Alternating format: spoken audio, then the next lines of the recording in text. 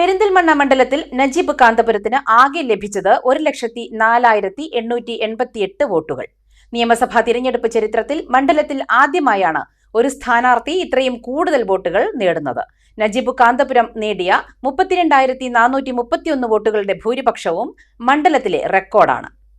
2026 നിയമസഭാ തെരഞ്ഞെടുപ്പിൽ പെരിന്തൽമണ്ണ മണ്ഡലത്തിൽ ആകെ 1,86,088 വോട്ടുകളാണ് പോൾ ചെയ്തത്. UDF സ്ഥാനാർത്ഥി നജീബ് കാന്തപുരം 1,04,888 വോട്ടുകൾ സ്വന്തമാക്കി. LDF സ്ഥാനാർത്ഥി VP മുഹമ്മദ് ഹനീഫയ്ക്ക് 72,457 വോട്ടുകൾ ലഭിച്ചു. NDF സ്ഥാനാർത്ഥി KP ബാബുരാജ് 7,240 വോട്ടുകൾ നേടി. നജീബിൻ്റെ 3 അപരന്മാരും മുഹമ്മദ് ഹനീഫയുടെ 2 അപരന്മാരും കൂടി ആകെ 839 വോട്ടുകൾ പിടിച്ചു.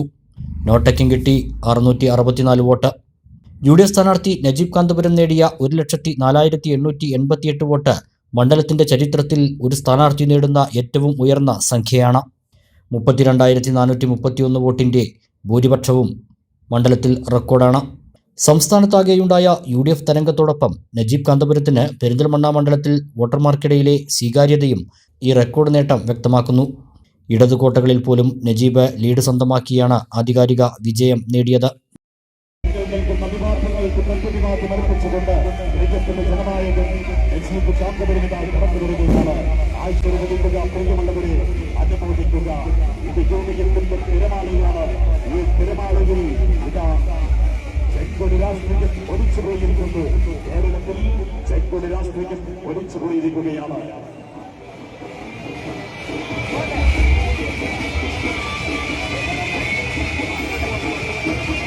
അമ്മയുടെ രാഷ്ട്രീയത്തിന് പകരം ആയുധം കൊണ്ട് കളിക്കുന്നവരെ തിരിച്ചറിയുന്നുണ്ട്. വർഗീയവാദികളെ തിരിച്ചറിയുന്നുണ്ട്.